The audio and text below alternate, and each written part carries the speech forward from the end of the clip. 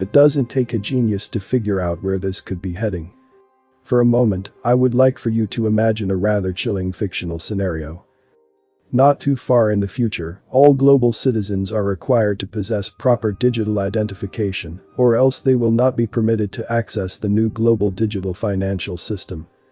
Central banks all over the world have rolled out their new central bank digital currencies, but in order to use those currencies, you must prove that you are who you say you are, and the only way to do that is with a new global system of digital identification that has been introduced.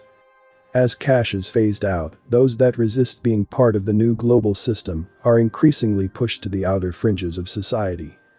Hardly anyone is willing to employ them any longer, and they are looked down upon by much of the general population.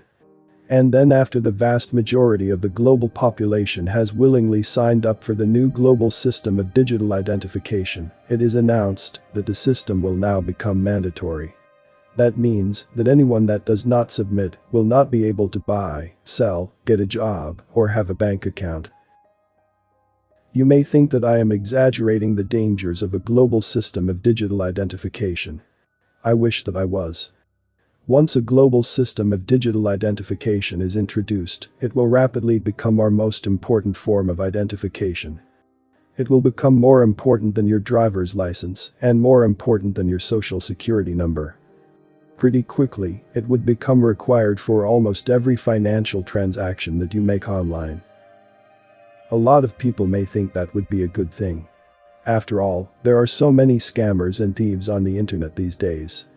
And I would agree that there is a need for more financial security on the internet, but I am 100% against any type of global digital identification system because the potential for tyranny would be off the charts.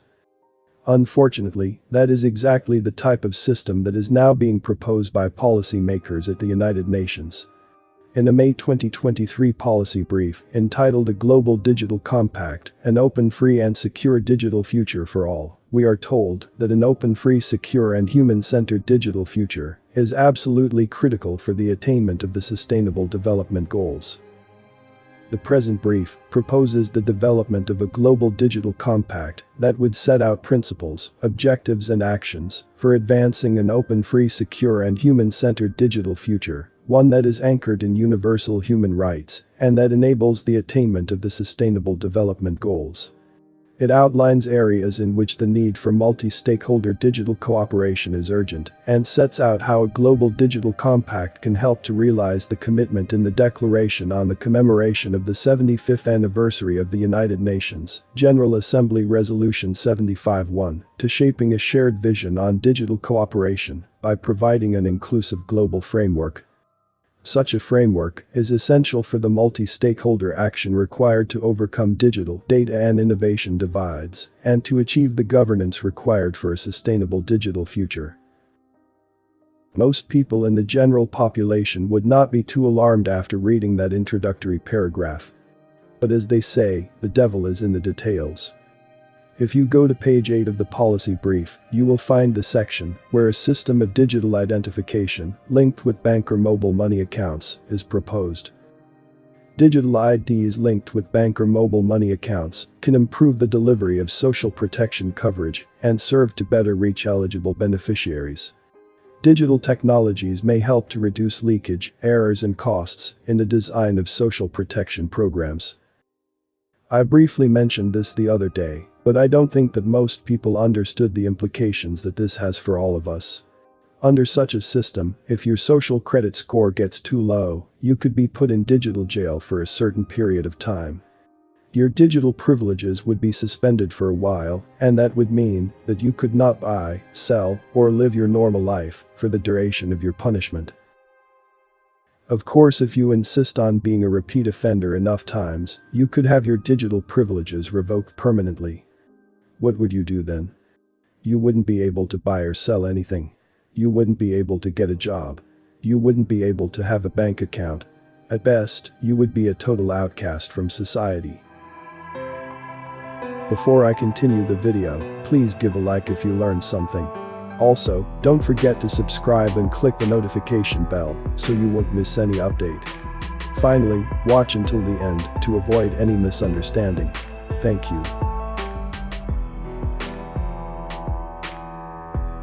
Don't be fooled into thinking that this sort of a system is a long way off.